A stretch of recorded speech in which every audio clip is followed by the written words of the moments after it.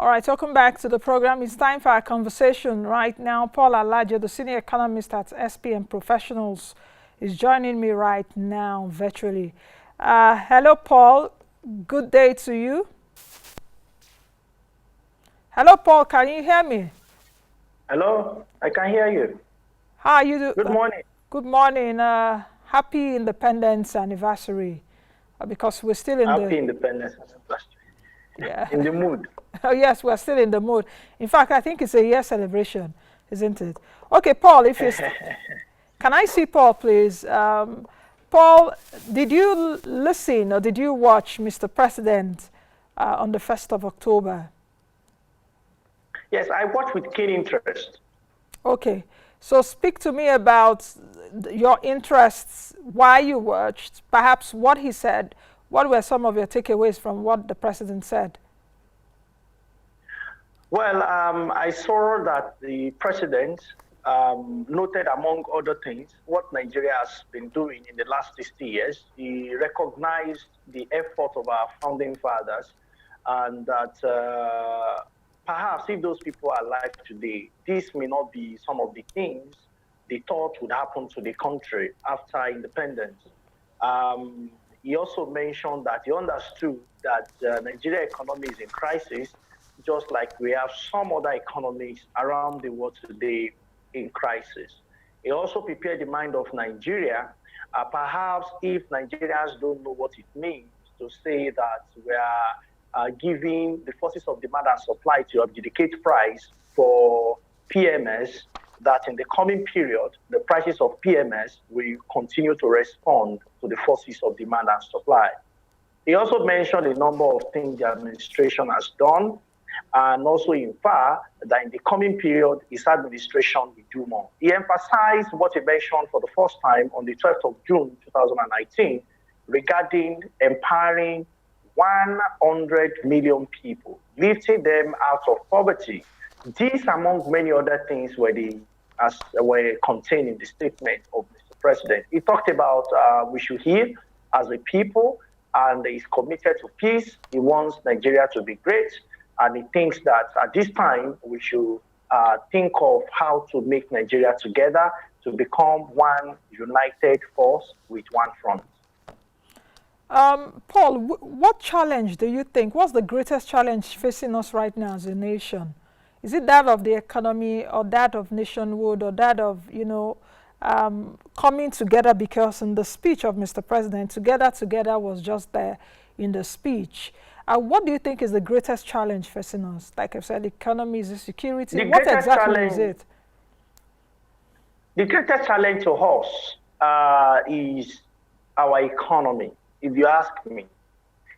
And economy is, the outlook of our economy is evidence of what happened in our security. It's also what happens with so many things we have. If we have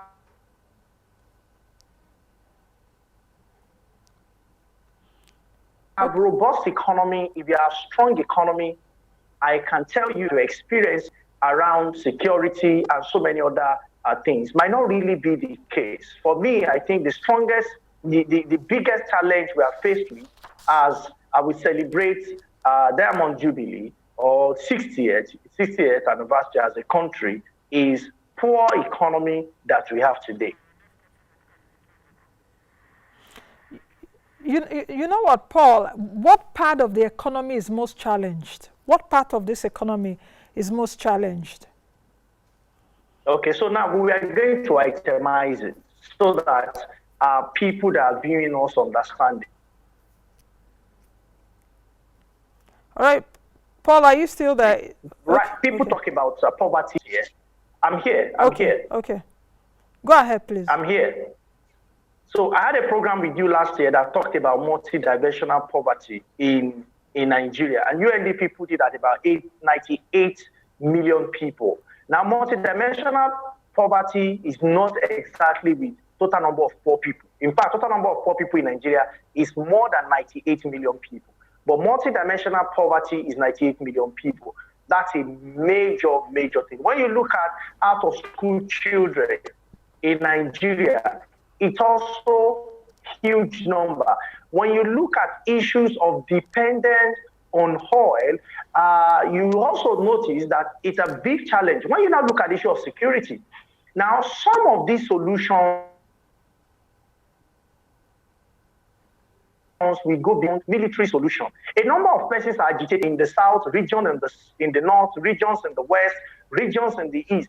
They are saying, some people are saying they want to disintegrate from Project Nigeria. The question is, what united us in 1960? Have we changed those things that united us? Have they suddenly become the reasons why we want to disintegrate as a nation?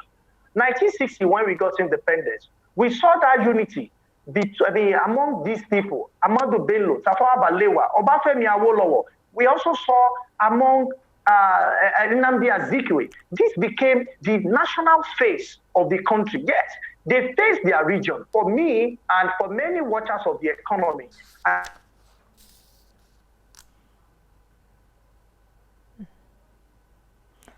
I can tell you that what we have as major challenge is of our leaders today are focusing on the center rather than focusing on the Paul, regional development that can bring. Paul, it seems the network is really not too strong because we're getting your picture is freezing and some of what you're saying also we couldn't hear. But I suppose you're saying that a lot of attention is given to the center instead of giving to states. As we celebrate 60 right now and as we move perhaps to the next Diamond Jubilee anniversary, because I'm actually curious to see what the next 60 years of Nigeria will be. But if the next 60 years of Nigeria will be better than it is right now, we need to start laying the foundations right now and doing what we should be doing. So are you saying right now that perhaps states should be given more powers? States should be doing more than what they're doing right now? But there should be a law that should back that up too. Okay, so this is what I think. When you go to China, you see that Guangzhou has competitive advantage over production of some materials, and they have that competitive advantage over Beijing. If you go to Turkey, you see that Istanbul has competitive advantage over production and sales of some items more than even the capital, which of course is Ankara. If you go to UAE, you see that Dubai has competitive advantage over some other items, production, real estate, etc., over places like Sharjah. Now, in Nigeria, there is no direction, particularly economic coordination. We cannot just become successful by accident. We have to take gradual, conscious, and planned steps. And you see, before independence and immediately after independence in 1960, that map has been showing. The West was one of the regions that came up with industrial layout, industrial section in a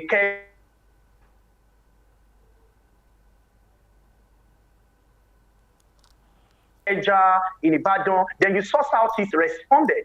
South we have in Enugu, you saw the mighty one even in River State, which was then part of Southeast. And you saw how the North responded.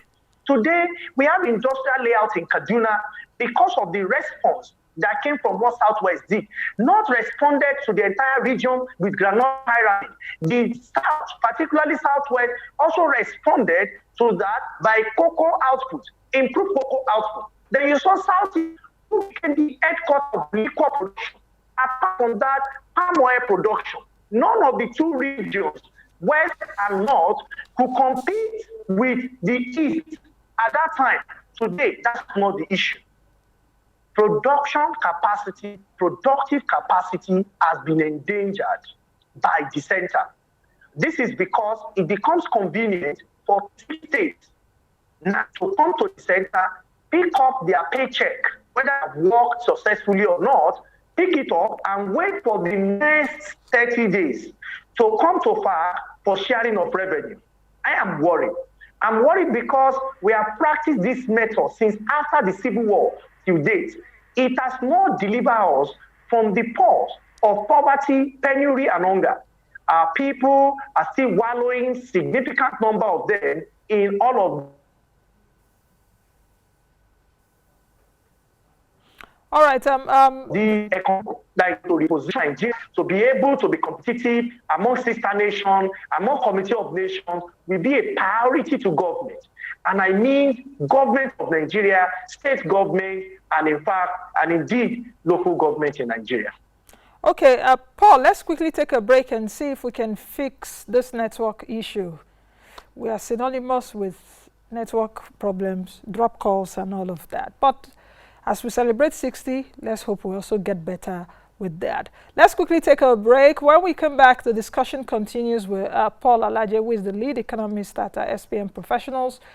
Paul, when we come back, I'll be speaking about what you just said in terms of our production capacity and how do we enhance it. Perhaps what are the challenges that we need to fix concerning production in the country. Let's take a break. We'll be right back.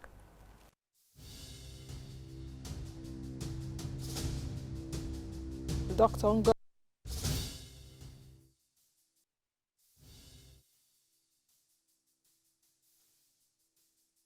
Dr. Ngozi.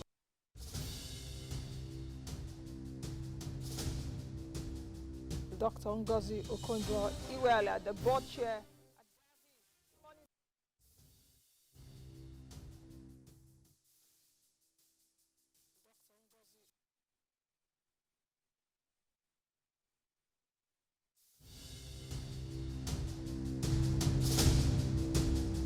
Dr. Ngozi Okonjo-Iweala, the board chair at Gavi. Good morning, Doctor. Good to see you. The Honorable Minister for State for Petroleum Resources, Timipre Silva. Welcome to the program. Mele Kiari, the Group Managing Director at the NNPC. Good morning. Good morning, Nancy. The DG, Federal Competition Consumer Protection Commission, Babatunde Lukere. We have to pay a lot more attention to the health sector. We've taken it for granted for too long. The whole issues around medical tourism, we need to actually make Nigeria a tourist destination as far as health is concerned. We're interested in sustainability as well as the continuity of our business. If we do not invest in educating our future talent pool, we'll be left with no talent to drive it there. So perhaps it's a long-term thing there, but then we need to go there. But I think that unfortunately, that's one of the sectors that's going to suffer at this point in time. It's only a tiny percentage that can get the education, continue with the education right now. How do we begin to develop homegrown real estate and technology solutions to enable us to deliver housing solutions and systems to solve the teeming and the very dramatic housing deficit that we have in Nigeria? What you need is a policy handoff. And that policy handoff has to do two things. One, increase productivity and growth, the supply side. And two, make household economic security go up, make people more comfortable.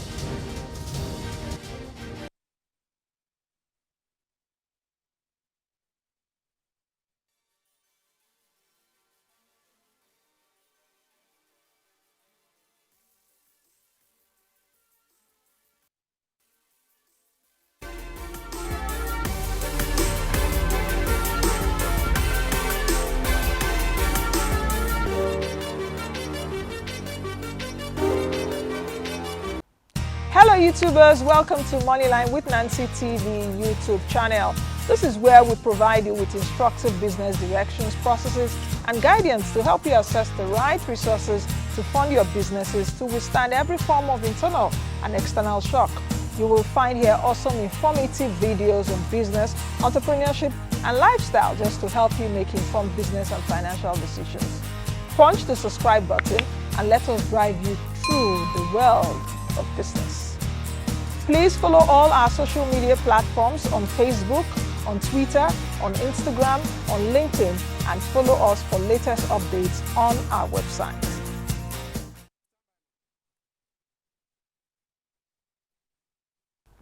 All right, welcome back. We just took that break to be able to connect with Paul Alaje, but it seems that we're still having some kind of network challenges. But let's still go ahead and speak with Paul Alaje via the phone. Hello, Paul, and hope you're still there.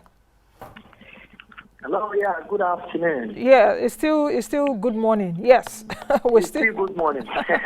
Okay, Paul, you were speaking earlier about the production capacity of the country. What will it take us to increase our production base? I know as an economist, you may come up with different facets, but what three things should we do in that order? What three things should we do to be able to enhance our productive capacity?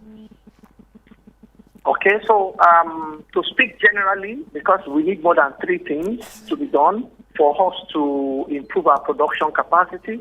But to speak generally, I would say number one is power, number two is infrastructure, number three is combination of education and health. Power in the sense that there is nothing you can do in terms of production if you don't have substantial power supply. And I hope the authority will focus attention more on making this available either through private sector or through public-private partnership. Whichever method we want to use. What is very important today is to run business successfully in Nigeria on diesel or gas while competing with the rest of the world who have quality and constant power supply will become very, very challenging. Again, infrastructure. Infrastructure in the sense of most of the policies of government support agriculture and want farmers to come from the current economic quagmire to a place where they can compete with the rest of the world. However, government is yet to connect these farms in terms of infrastructure to the sector. We have the similar experience in infrastructure in education. COVID-19 revealed lapses we have in our health infrastructure in recent times. And of course, no matter the economy you build, people are the most important part. So beyond university education that is overemphasized in Nigeria, technical education, so that our people who have vision of building a car, can they even build a Boris? Can they even build a car seat?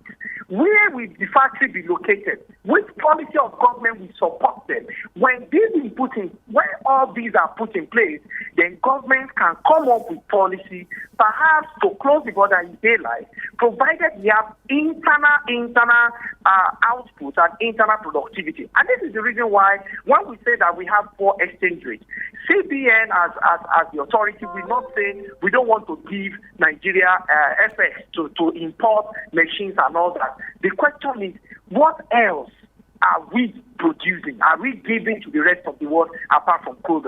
Honorable Minister has revealed to us that the 2021 budget will be about $40, an estimate, $40 per barrel. You know what that means? $40 per barrel is approximately 15,000 naira. And this is the question I have for Nigerians. At least this is not 200 million Nigerians, I would say 80 million Nigerians that are using Android phones. How much is the phone?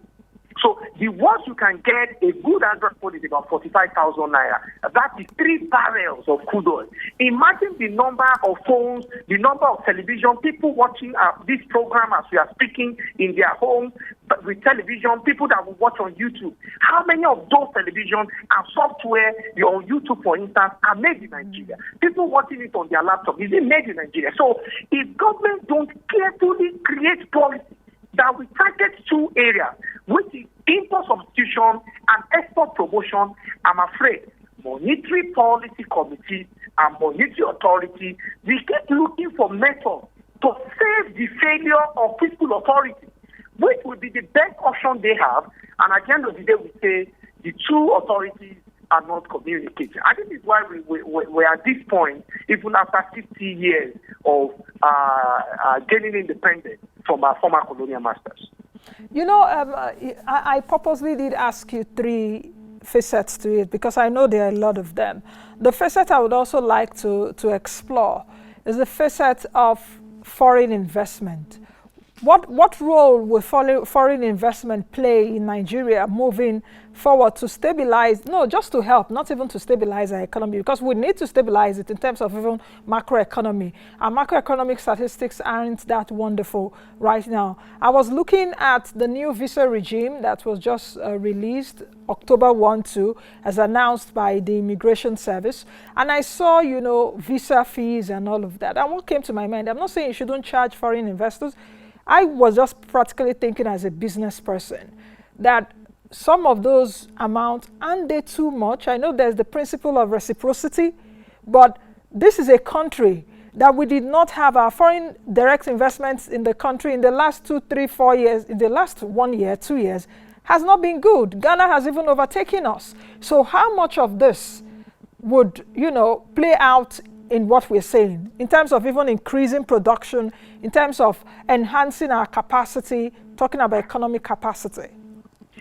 Okay, so let's talk the numbers. National Bureau of Statistics says the Q2 report of foreign investment reduced by almost 75%. And this is what it meant. Over $4 billion was what we had at Q1 2020. But Q2 2020, foreign direct investment reduced significantly. And can I say the truth to you? Q3, Q4 may not change significantly, not because of COVID-19, but because of central policy of government, particularly from Fiscal and Monetary Authority. Today, a Monetary Authority is forced to go back up fiscal authority. That is why you saw that NPR came down from 14 to 13.5, 13.5 to 12.5, and now to 11.5.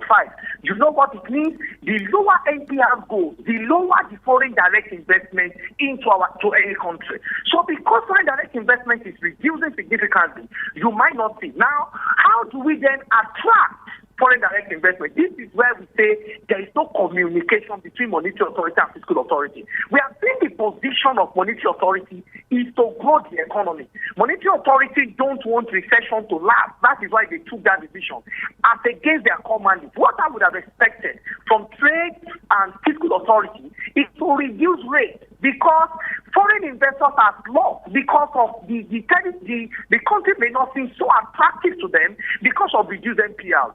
At this same time, fiscal authority also wants to generate more revenue, which should not be the core concern.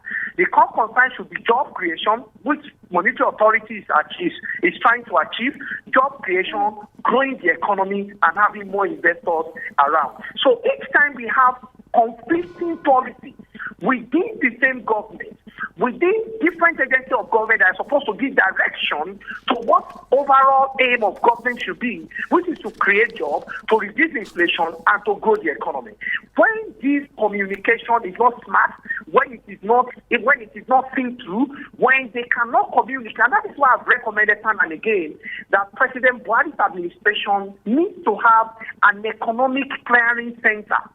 Economic clearing center that looks at all policy across board. Look at what FRS is doing, look at what Ministry of Finance is doing, look at what Custom is doing, look at what Central Bank is doing, and make recommendations without influencing decision Paul, of various agencies particularly. Paul, let me come in here. An economic clearing center, which you're recommending now, there's the Economic Advisory Council, the Professor Doyin Salami team.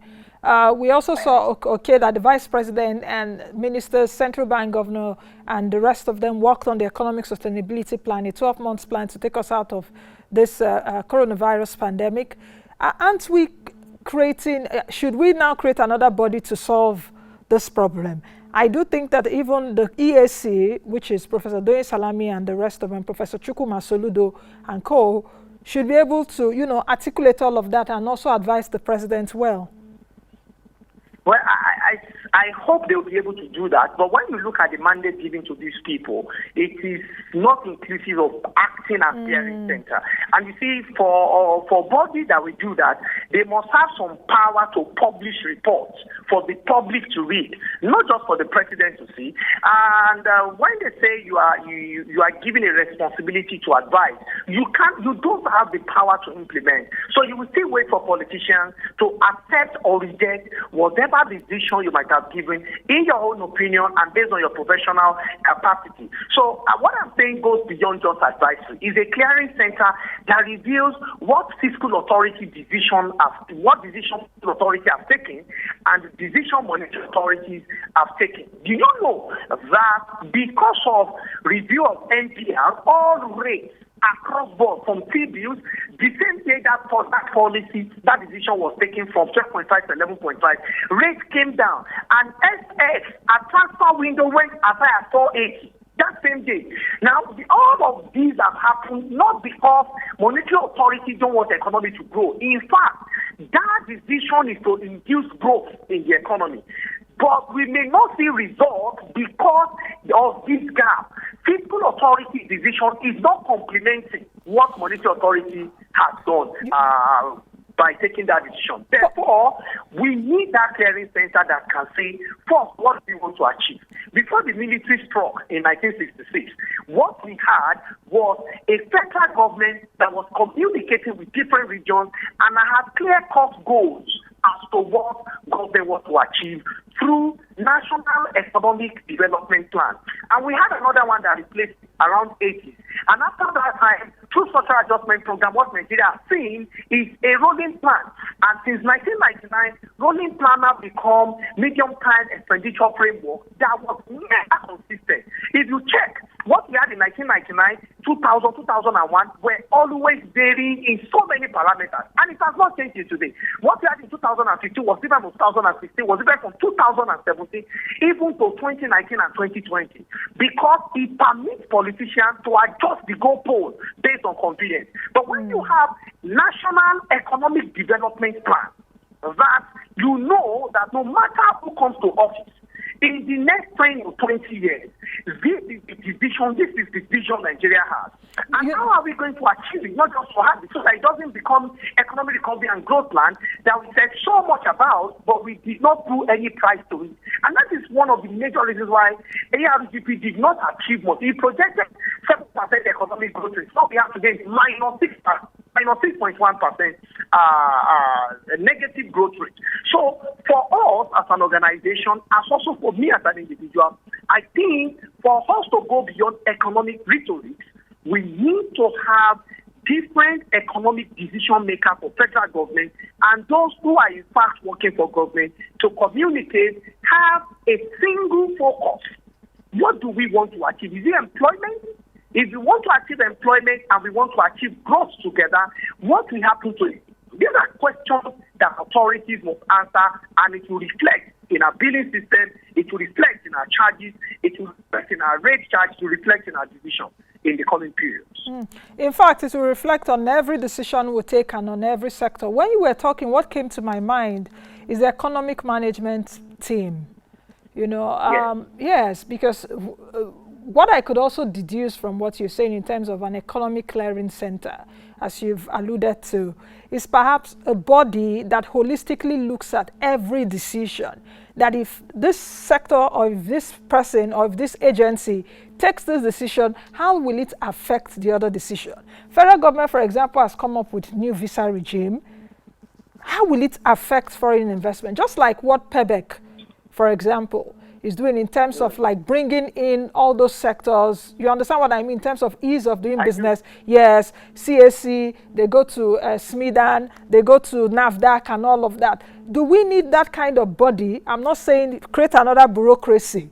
Do we need that kind of body that will sit down every day and be looking at that? Should we saddle the ministers again? But the ministers would also be key, as well as the central bank, be key in terms of these are all our policies. How do we harmonize all of that?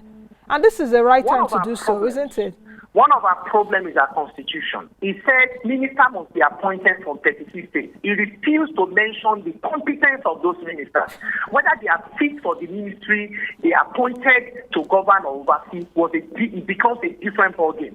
Once it's in Nigeria and it's from among the 36 states and the FCC, the person is more than enough and qualified to be a minister. So when we talk about having economic conversations, particularly an economic clearing center for the purpose of development and growth, what we mean is we need that overseer, not one, not two, not even 10. They might be distributed around the geopolitical zone. First, understand the kind of development we want to see, which I'm sure many of you today can see. Is Southeast, what do they have as competitive advantage over the remaining Nigeria? What do they have? Northwest, what do they have as competitive advantage over the remaining Nigeria? Now, policies that central banks make, policies that FRS is making, policies that all other agencies of government are making, be it SMIDAN, all the policies, how will it help that region? Remember, Nigeria is about the people, not about the space. How will it affect people in the south and northeast how would they help them to achieve the growth? Now, when this is done, there is something most economists will tell you. It is called the growth pole model. What you're having in Ogun State around Lagos, Ogun is growing not because his name is Ogun. Ogun is growing because of his proximity to Lagos. Yeah. The same with Nasarawa State. Nasarawa is growing really fast, not because his name is Nasarawa State. Nasarawa is growing really fast because of his proximity to Abuja. How do we now create Lagos in Southeast? How do we create South like of Abuja in Northeast such that it will now have growth pole effect on the remaining states and the remaining part of Nigeria? And you know the truth, the answer is already given to us in nature. It will not make sense for us to say we should the place with competitive advantage is northwest and northeast. So there is no point. South has competitive advantage over the rest of Nigeria in crude oil production. So we should allow them grow and provide them with environment by working so much on oil spillage and all that for South Nigeria to continue. When it comes to cottage industry, there is no better sector, no better region than Southeast Nigeria, and that is where that should go. So we encourage growth within that environment. Now, when these 6 geopolitical zones can compete among themselves, then you can say you are ready to boost Nigeria from the curse that we have. Oil itself is not a curse, but it is primary product. Because we are not adding value to it from primary to secondary, the same with agriculture. Government banned importation of paddy rice. I will give you an example around August or September 2019. Because paddy rice was banned, the price jumped from 330 per ton to 171.75 as at today's price per ton. What exactly has changed? Because policy was made, and we have not deliberately made policy to boost output, which is supply side. So supply remains the same, demand continues to increase. Why? Because more and more Nigeria wants to consume rice. Okay. And we now have to stay within to look for those who will provide it. And that is what makes the price of rice to continue to increase. Okay. Now, okay, we Paul. the orientation of young people to go into that sector and farm. What's not central Nigeria, particularly Nasarawa, Kogi, Niger, can become the major output for the entire region or for the entire country, as the case may be. Okay, I think Paul, you're saying a lot, and I'm getting a lot of stuff from what you're saying, and it's just unfortunate that we can't continue because of the time. We've got to wrap up here, but I want to say many thanks for joining me today and bringing in your thoughts on what we should be doing so that at least we don't keep saying the same story. I want to see a better Nigeria, at least in the next few years. Thank you very much, Paul, for joining me. Thank you so very much for having me. All right, I've been speaking with Paul Alaje, who is the lead economist at SPM Professionals. That's the much we can take today. Please don't forget to protect yourselves and be safe. I will see you all, God willing, Monday. I am Nancy Nnaji. Bye now. Thank you for watching our video. Please hit the subscribe button below, turn on post notification to follow all our updates.